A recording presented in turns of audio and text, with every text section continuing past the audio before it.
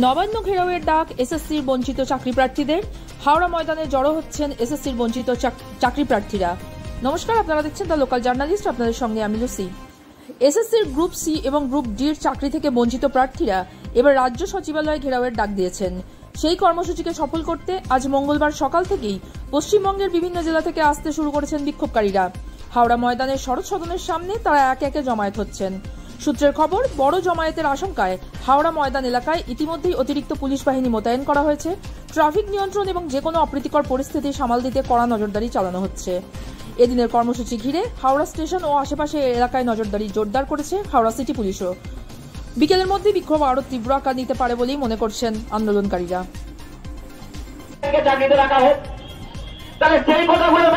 মনে করে না যে কত বড় শাস্তি দেওয়া হচ্ছে।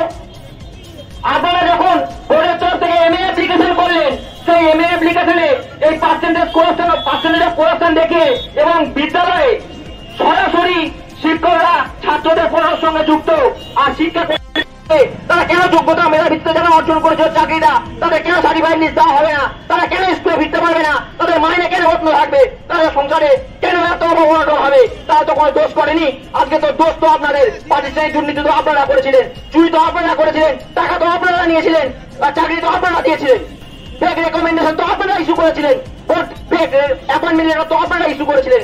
ইভেন আপনারা তো এটাও করেছিলেন যে পরীক্ষা যখন প্যানেল সম্পন্ন হয়ে যায় তারপরেও ফেক রেকমেন্ডেশন ফেক অ্যাপয়েন্টমেন্ট করেছিলেন এবং সেগুলোর ড্রাইভার চাপিয়ে দিয়েছেন আজকে যোগ্য শিক্ষাকর্মীদের উপরে। যে 4 রকম দুর্নীতি আপনারা করেছেন, তার মধ্যে 3 রকম দুর্নীতি আপনারা এই সমস্ত কর্মকাণ্ড করেছিলেন। তাহলে তাদের কথা একবারও মনে পড়ে না, তাদের কথা একবারও ভাবনার চিন্তা করার মধ্যে আসে না।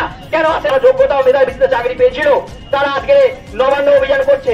বারবার তারা স্বশাসিত সংস্থার কাছে গেছে, বারবার তারা আবেদন করেছে যে যোগ্যদের সার্টিফাইড লিস্ট দিন, 22 লক্ষ ওএমআর দিন, তাদের বাঁচার রাস্তা দিন, আইনি প্রক্রিয়ায় ফিরে আসার রাস্তা দিন, তাদের স্কুলে ফেরার রাস্তা দিন, তাদের যাদের সম্মান হানি না হয়, সমাজের সম্মান হানির জায়গাটাকে তাদের বাঁচান, তাদেরকে রক্ষা করুন। কিন্তু ওনারা কিন্তু সেই কাজে ব্যর্থ হয়েছে। তাই আমরা আজকে যোগ্য শিক্ষাকর্মীরা শান্তিপূর্ণভাবে নবান্ন অভিযানের উদ্দেশ্যে রওনা হব আর কিছুক্ষণের মধ্যে। এবং আমরা দাবি রাখবো মাননীয় মুখ্যমন্ত্রীকে নবান্নের সভা গিয়ে রেখে এসেছিলাম, সেগুলো উনি পূরণের মধ্যে দিয়ে যোগ্যতা ও মেধার ভিত্তিতে চাকরি অর্জন করেছিল তাদেরকে স্কুলে ফেরানোর পূর্ণ প্রয়াস করবেন এবং তাদের রাস্তা প্রশস্ত করবেন। কারণ আমরা দেখছি যতবারই সরকার সেখানে ব্যস্ততা পাচ্ছে, ব্যস্ততার হাতে লেগছে।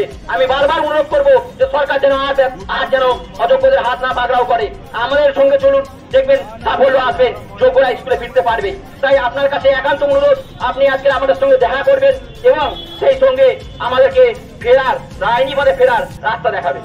শিক্ষাকর্মী এই যে 3394 জন আছে, তাদের কথা বোধহয় ওনারা ভুলেই গেছে যে তারা কতবার শাস্তি পাচ্ছে। তাদের কথা একবারও কোথাও বলছে না, একবারও কোনো জায়গায় কোনো মিডিয়াতে। তারা আর কত রকমের শাস্তি পাবে? প্রথম শাস্তি তাদের দেওয়া হয়েছিল যাদেরকে চুরি করে চাকরিতে ঢোকানো হয়েছিল, তারপরে তাদের র্যাঙ্কগুলো পিছিয়ে দিয়ে তাদের স্কুলগুলোকে দূরবর্তী করে দেওয়া হয়েছিল। দ্বিতীয় প্রতারণা হয়েছিল